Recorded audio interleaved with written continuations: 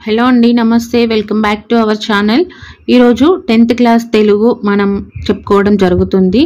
Already 3 classes అంటే 3 lessons complete చేసుకున్నాము. 3 classes కూడా నేను డిస్క్రిప్షన్లో ఇస్తాను, వాటిని కూడా చూడండి. మీకు నచ్చినట్లయితే ప్లీజ్ లైక్ చేయండి, వీడియోని తప్పకుండా లైక్ చేయండి. మీ ఫ్రెండ్స్కి కూడా అంటే ప్రిపేర్ అయ్యే వాళ్ళకి కూడా షేర్ చేయండి.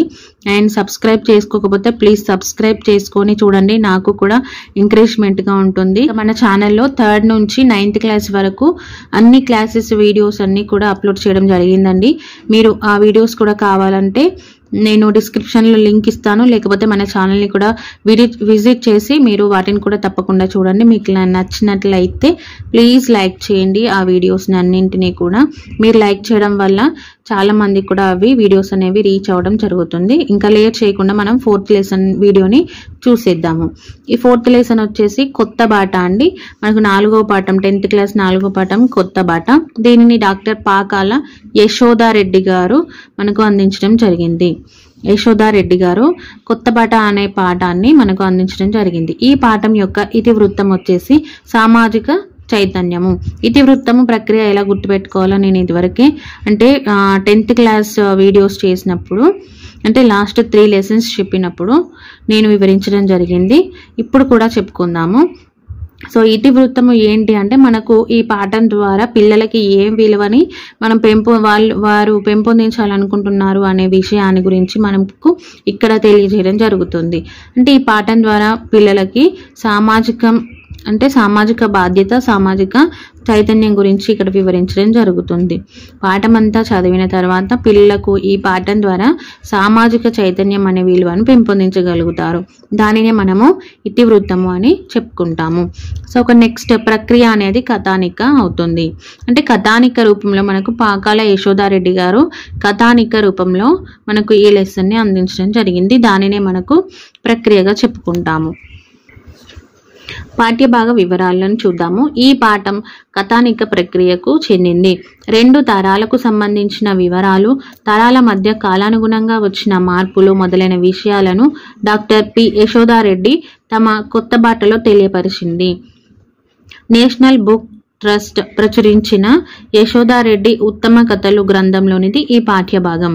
యశోదారెడ్డి గారు రచించిన కొత్త బాట పాఠ్యభాగం అనేది నేషనల్ బుక్ ట్రస్ట్ వారు ప్రచురించిన యశోదారెడ్డి ఉత్తమ కథలు అనే గ్రంథంలోనిది ఈ పాఠ్యభాగము అని ఇక్కడ మనకు తెలియజేయడం జరుగుతుంది.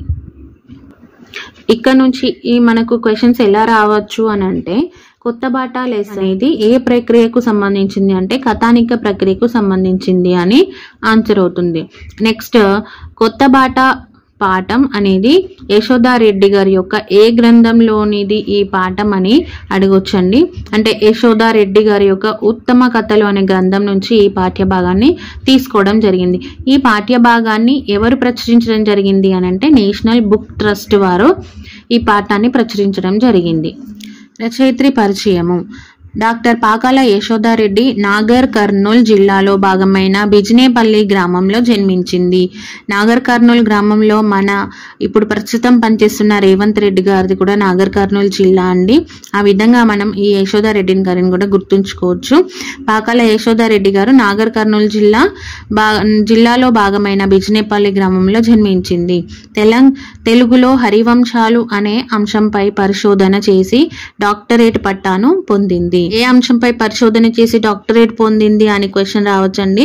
తెలుగులో హరివంశాలు అనే అంశంపై పరిశోధన చేయడం ద్వారా ఈమెకి డాక్టరేట్ అనేది పట్టా పొందడం జరిగింది. నెక్స్ట్ ఉస్మానియా విశ్వవిద్యాలయంలో తెలుగు ప్రొఫెసర్గా పనిచేసింది. రాష్ట్ర అధికార భాషా సంఘానికి అధ్యక్షులుగా పనిచేసిన తొలి మహిళ. ఇక్కడ క్వశ్చన్ ఎలా వస్తుంది అని అంటే, అధికార భాషా సంఘానికి అధ్యక్షులుగా పనిచేసిన తొలి మహిళ ఎవరు అని అంటే పాకాల యశోదారెడ్డి గారు అని మనం ఆన్సర్ చేయాలి. సో నెక్స్ట్ ఆంధ్ర సాహిత్య వికాసము, పారిజాత పహరణ పర్యాలోచనము, ఎర్ర ప్రగడ, కథా చరిత్ర వంటి పరిశోధన గ్రంథాలను, మా ఊరి ముచ్చట్లు, ఎచ్చమ్మ కథలు, ధర్మశాల వంటి కథా సంపుటాలను, పరిశోధన పటిమగల వ్యాసాలను ఎన్నో రాసింది. ఇక్కడ ఈ కథల నుంచి అంటే రచనల నుంచి మన క్వశ్చన్స్ ఎలా వస్తాయి అని అంటే, పారిజాతాపహరణ పర్యాలోచనము అనేది దేనికి సంబంధించింది అంటే ఇది పరిశోధన గ్రంథానికి సంబంధించిందండి. ఇది రచనన పరిశోధన గ్రంథమా, ఈ విధంగా కథానికనా, లేకపోతే ఏమిటి అనేది ఇక్కడ క్వశ్చన్ అడగొచ్చండి. సో పారిజాతాపహరణ పర్యాలోచనము, ఎర్ర ప్రగడ, కథా చరిత్ర ఇవన్నీ కూడా పరిశోధన గ్రంథాలు అవుతాయి. అలాగే మా ఊరి ముచ్చట్లు, ఎచ్చమ్మ కథలు, ధర్మశాల ఇవన్నీ కూడా ఈ 3 కూడా కథా సంపుటాలుగా చెప్పుకుంటాము. నెక్స్ట్ ఇది రేడియో ధారావాహిక కార్యక్రమము మహాలక్ష్మి ముచ్చట్లు ఎంతో ప్రజాదరణ పొందింది. ఇక్కడ క్వశ్చన్ కూడా ఏ విధంగా వస్తుందో చూద్దాము. మహాలక్ష్మి ముచ్చట్లు అంటే పాకాల యశోదారెడ్డి గారు రచించిన మహాలక్ష్మి ముచ్చట్లు అనేది దేనికి సంబంధించింది అంటే రేడియో ధారావాహిక కార్యక్రమం అని గుర్తుంచుకోవాలి. ఈ విధంగా వస్తాయండి క్వశ్చన్స్. చాలా జాగ్రత్తగా ప్రతి పాయింట్ని కూడా మనము క్షుణ్ణంగా చదివి నేర్చుకోవాలి. సో నెక్స్ట్ తెలంగాణ భాషా సౌందర్యాన్ని తెలపడానికి కథను శక్తివంతమైన సాధనంగా మలుచుకుంది. నాటి తెలంగాణ సామాజిక సాంస్కృతిక జనజీవన వైవిధ్యాన్ని తెలుసుకోవడానికి ఆనవాళ్ళు ఈమె కథలు. నెక్స్ట్ భాషాంశాలు. పద్యజాబితా. క్రింది వాక్యాల్లో గీత గీసిన పదాలను సొంత వాక్యాల్లో ఉపయోగించండి. ఉపాధ్యాయుడు చెప్పే పాఠాన్ని చెవివారిచ్చి వినాలి. చెవివారిచ్చి అనే పదానికి అర్థం ఏంటండి? శ్రద్ధగా అని అర్థం. చిరుత పులులు గవిన్లలో నివసిస్తాయి. గవిన్లు అంటే గుహలు అని అర్థం అండి. గవిన్లు అంటే గుహలు అని అర్థం. కుటిలవాజితనం పనికిరాదు. కుటిలవాజితనం అంటే ఏంటండి? కపట బుద్ధి, మోసగాడు అనే అర్థాలు వస్తాయి. మా ఊరి పొలిమేరలో పంట పొలాలు ఉన్నాయి. పొలిమేర అంటే ఏంటండి? సరిహద్దు అని అర్థం. Next second bit. క్రింది వాక్యాల్లో పర్యాయ పదాల క్రింద గీత గీయండి. ఫస్ట్ చూద్దాము. రోజు పేయి కడుక్కోవాలి, లేకపోతే మేను వాసన వస్తుంది. దేహం నిండా ఈగలు ముసురుతాయి. ఇందులో పర్యాయ పదాలను గుర్తించాలి. అంటే పర్యాయ పదాలు అంటే ఒకే అర్థం వచ్చే, ఒకే మీనింగ్ వచ్చే పదాన్ని మనం పర్యాయ పదాలు అని అంటాము. ఇందులో పేయి, మేను, దేహం అనేవి సేమ్ అర్థాన్ని ఇస్తాయి. సో నెక్స్ట్ మనుషులు నీళ్లు దొరికే తావుల్లా నివసిస్తారు. సరుకులు అమ్మే చోట్లకు దగ్గరుంటారు. అందమైన ప్రదేశాలను ఇష్టపడతారు. ఇందులో పర్యాయ పదాలు తావు, చోటు, ప్రదేశము. ఈ 3 కూడా మనకు స్థలం అనే అర్థానికి పర్యాయ పదాలుగా చెప్పుకుంటాము. Next third bit. క్రింది పట్టిక నుండి ప్రకృతి వికృతులను వేరు చేసి రాయండి అని ఇవ్వడం జరిగింది. ప్రకృతి వికృతులు. సముద్రము అంటే సంద్రము అని మీనింగ్ వస్తాయండి. నెక్స్ట్ ఆదరుపు అంటే ఆధారము. శిఖ అంటే సిగ. విద్య అంటే విద్య. పయనం అంటే ప్రయాణం. ఇవన్నీ వస్తాయి. 5ంటికి 5 ప్రకృతి వికృతులను చెప్పుకున్నాము. సముద్రం అంటే సంద్రము, ఆదెరువు అంటే ఆధారము, శిఖ అంటే సిగ, విద్య అంటే విద్య, పయనం అంటే ప్రయాణం. ఇవన్నీ కూడా ప్రకృతి వికృతులు. Next 4th bit. క్రింది జాతీయాలను ఏ అర్థంలో వాడుతారో తెలపండి. జాతీయాలండి ఇవి. నక్షత్రకుడు. నక్షత్రకుడు అంటే వెంబడి పడి పీడించేవాడు అనే అర్థంలో వాడుతాము. అంటే పట్టు వదలని వాడు. వదలని వాడిని విక్రమార్కుడు. పట్టు వదలని విక్రమార్కుడు అని అంటాం కదా. నక్షత్రకుడు అంటే కూడా సేమ్ అదే మీనింగ్ వస్తుంది. నెక్స్ట్ నిండుకొన్నవి. నిండుకొన్నవి అంటే అయిపోవు, ఖాళీ అవ్వడం అనేవి మనం వీటికి జాతీయాలుగా చెప్పుకుంటాం. అంటే వీటి అర్థం ఏ అర్థంలో వాడతామనంటే నిండుకున్నవి అని చెప్పుకుంటాము. సాధారణంగా అయిపోయినవి, ఖాళీ అయినవి అనేవి మనము ఈ వాడుకలో మాట్లాడుకుంటాము. నెక్స్ట్ దడికట్టు. అడ్డుగా పెట్టడం. దడికట్టు అంటే అడ్డుగా పెట్టడాన్ని దడికట్టు అని అంటాము. నెక్స్ట్ నిప్పుకలు సెరుగంగా. నిప్పుకలు సెరుగంగా అంటే కోపాన్ని ప్రదర్శించడం. కోపాన్ని ప్రదర్శిస్తే ఏమంటాము? జాతీయము నిప్పుకలు సెరుగంగా అని చెప్పుకుంటాము.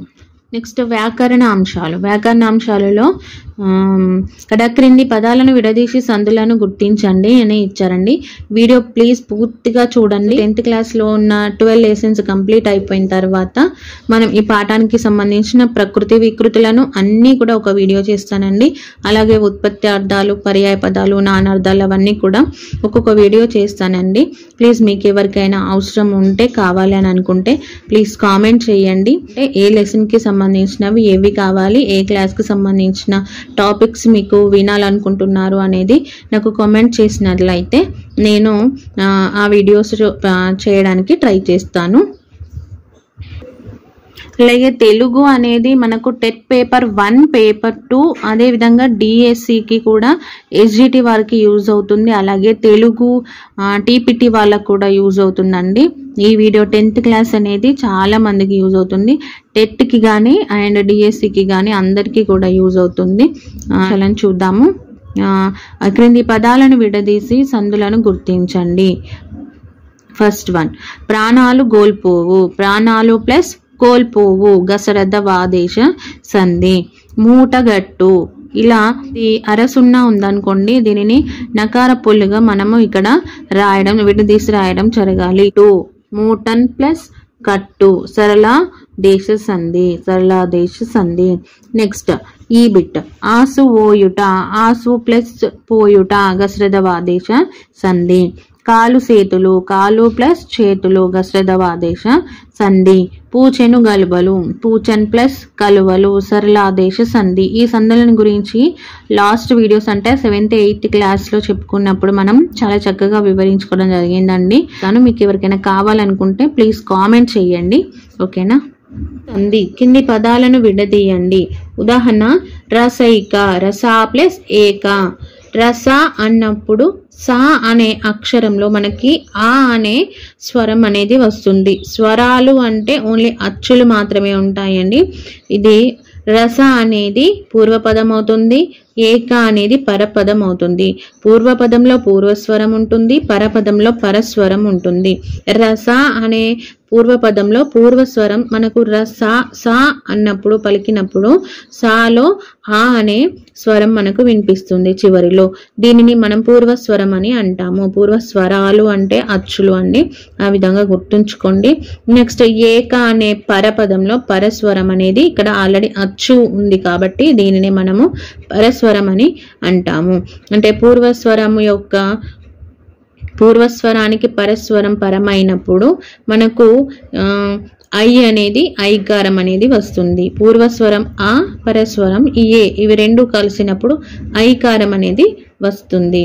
కాబట్టి రస ప్లస్ ఏక అనేది రసైకగా మారుతుంది, గుర్తుంచుకోవాలి. నెక్స్ట్ ఏకైక. ఏక ప్లస్ ఏక. ఏకాలో కా అని పలికినప్పుడు ఆ అనే స్వరం మనకు వినిపిస్తుంది చివరిలో.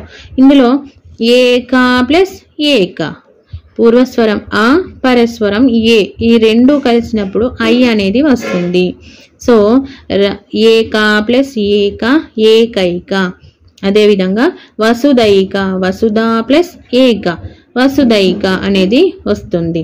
నెక్స్ట్ ఉదాహరణ చూద్దాము. దివ్యైరావతము. దివ్య ప్లస్ ఐరావతము. ఇక్కడ గమనించాలండి, ఇక్కడ చేంజ్ అవుతుంది. దివ్యాలో వ్యా అని పలికినప్పుడు ఆ అనే స్వరం మనకు చివరిలో వినిపిస్తుంది. అంటే ఇక్కడ దివ్యాలో ఆ అనేది పూర్వస్వరం, ఇక్కడ ఐరావతంలో ఐ అనేది పరస్వరం అవుతుంది. సో ఇక్కడ ఆ ప్లస్ ఐ అనేది అక్కడ మనం ఇదివరకు చెప్పుకున్న దాంట్లో ఏ అనేది పరమైందండి, ఇక్కడ ఐ అనేది పరమైంది. సో ఆ ప్లస్ ఐ అని కలిసినప్పుడు ఐకారం అనేది వస్తుంది. నెక్స్ట్ ఉదాహరణ, దేశైశ్వర్యము. దేశ ప్లస్ ఐశ్వర్యము. దేశాలో ఆ అనే పూర్వస్వరం, ఐ అనేది పరస్వరం. సో ఇక్కడ ఆ plus I is equal to I అనేవి మనకు ఐకారం అనేది వస్తుంది. చివరిగా ఏం వినిపిస్తుంది అంటే ఐ అనేది వినిపిస్తుంది. అష్టైశ్వర్యాలు. అష్ట ప్లస్ ఐశ్వర్యాలు. సేమ్ ఇది కూడా ఇలాగే అండి. నెక్స్ట్ ఇక్కడ మనకు చేంజ్ అవుతుంది చూడండి. ఉదాహరణ, ఘనౌషధి. ఘన ప్లస్ ఓషధి అండి. ఇక్కడ ఔషధి కాదు, చాలా జాగ్రత్తగా గుర్తుంచుకోవాలి. ఘన ప్లస్ ఓషధి. ఇలాంటి చిన్న చిన్నవి మనల్ని కన్ఫ్యూజ్ చేయడానికి ఇలాంటి బిట్స్ వేస్తారండి. సో ఇక్కడ మనం జాగ్రత్తగా గుర్తుంచుకోవాలి. ఓషధి అని గుర్తుంచుకోండి. ఘనాలో పూర్వపదంలో ఏం స్వరం ఉందండి? ఘన అని పలికినప్పుడు నాలో ఆ అనేది స్వరం మనకు చివర్లో వినిపిస్తుంది. సో ఆ అనే పూర్వస్వరానికి ఓ అనే పరస్వరం పరమైనప్పుడు ఔకారం అనేది వస్తుంది. ఘనౌషధి అనేది మనకి ఇక్కడ రావడం జరుగుతుంది. సో నెక్స్ట్ వనౌషధి. వన ప్లస్ ఓషధి. వన ప్లస్ ఓషధి. మహౌషధి. మహా ప్లస్ ఓషధి. మహా అని గుర్తుంచుకోవాలని మహా అనే పదానికి ఖచ్చితంగా హా అని ఎక్కడ వచ్చినా కూడా మనం హాకి దీర్ఘాన్ని మనం ఉంచాలి. మహా ప్లస్ ఓషధి, మహౌషధి అనేది వస్తుంది. నెక్స్ట్ ఉదాహరణ రసౌచిత్యము. రస ప్లస్ ఔచిత్యం. ఇక్కడ చూడండి ఔచిత్యం వచ్చింది, ఇక్కడ ఓషధి అనేది వచ్చింది. మనం ఔషధి అనేది మనకి ఎక్కువగా మనం అనుకుంటాం కానీ అది కాదండి, అది తప్పు. ఓషధి అని గుర్తుంచుకోండి. ఓషధి అని ఇస్తారు, ఔషధి అని ఇస్తారు, ఔషధం అంటారు, ఔషధం అని అంటారు. ఇలా మనకు కన్ఫ్యూజ్ చేసే అవకాశం ఉంటుంది. సో ఓషధి. వన ప్లస్ ఓషధి, మహా ప్లస్ ఓషధి ఇలా గుర్తుంచుకోండి. నెక్స్ట్ రసౌచిత్యంలో రస ప్లస్ ఔచిత్యము అంటే రసాలో పూర్వస్వరం ఆ, ఔచిత్యంలో పరస్వరం ఔ. ఆ ప్లస్ ఔ రెండు కలిసినప్పుడు ఔ అనే కారం అనేది మనకు వస్తుంది. దివ్య ఔషధము. దివ్య ప్లస్ ఔషధము. నాటక ఔచిత్యము. నాటక ప్లస్ ఔచిత్యము. ఇక్కడ చూస్తే పైన ఇచ్చిన పదాలను విడదీసినప్పుడు మీరు గమనించిన విషయాలు సరి చూడండి. ఆ ఏర్పడేటప్పుడు ప్రతిసారి పూర్వస్వరంగా ఆ ఆ లలో ఒకటి వచ్చింది. పరస్వరం స్థానంలో వరుసగా ఏ, ఐ, ఓ, ఔలు ఉన్నాయి. మన అకారానికి ఏ, ఐలు కలిసినప్పుడు ఐకారం అనేది వచ్చింది.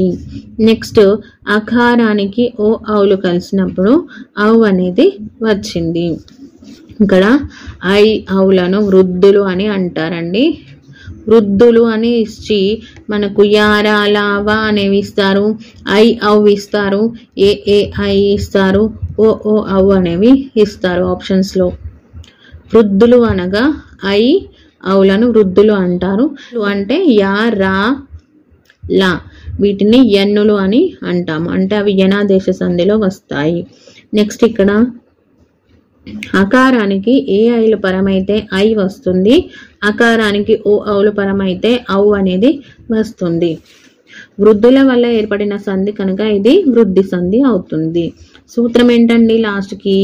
అకారానికి అంటే అకారము అంటే ఆ రెండింటినీ కూడా అకారం అని చెప్పుకుంటాము. అకారానికి ఏ, ఐలు పరమైతే ఐకారము, ఓ, ఔలు పరమైతే ఔకారం అనేది ఏకాదేశంగా వస్తాయి. దీనిని వృద్ధి సంధి అని మనం చెప్పుకుంటాము. ఇంతటితో 4th లెసన్ కంప్లీట్ అయిందండి. నేను 5th లెసన్ నెక్స్ట్ డే అనేది మనం అప్లోడ్ చేయడం జరుగుతుంది. ప్లీజ్ తప్పకుండా ఆ వీడియోని కూడా చూడండి. ఇవన్నీ కూడా లెసన్స్ అన్ని కంప్లీట్ అయిపోయిన తర్వాత ఫస్ట్ అయితే మనం 10th క్లాస్ యొక్క అన్ని క్లాసెస్ని కంప్లీట్ చేసుకుందాము. వాటి తర్వాత వీటికి సంబంధించిన ఉత్పత్తి అర్థాలను, పర్యాయ పదాలు, నానార్థాలు, సందులు, ఇవన్నీ ఛందస్సు ఇవన్నీ కూడా మనం ఒకటి తర్వాత ఒకటి చెప్పుకుందామండి. మీకు అంటే మీకు ఏ వీడియో కావాలి అనేది మీరు కామెంట్ చేస్తే నాకు అర్థమవుతుందండి. నేనైతే ఫస్ట్ అయితే నేను 10th క్లాస్ యొక్క అన్ని లెసన్స్ని కంప్లీట్ చేస్తాను. తర్వాత మీరు చెప్పిన వీడియోస్ని నేను అప్లోడ్ చేయడానికి ట్రై చేస్తాను. ప్లీజ్ మీకు ఏం కావాలో ఖచ్చితంగా కామెంట్ అయితే చేయండి. మీకు నచ్చినట్లయితే లైక్ చేయండి, షేర్ చేయండి. ప్లీజ్ సబ్స్క్రైబ్ చేసుకోకుండా చూస్తున్నట్లయితే ప్లీజ్ సబ్స్క్రైబ్ చేసుకోండి. మరో వీడియోలో మళ్ళీ కలుద్దాము. అంతవరకు సెలవు. బాయ్.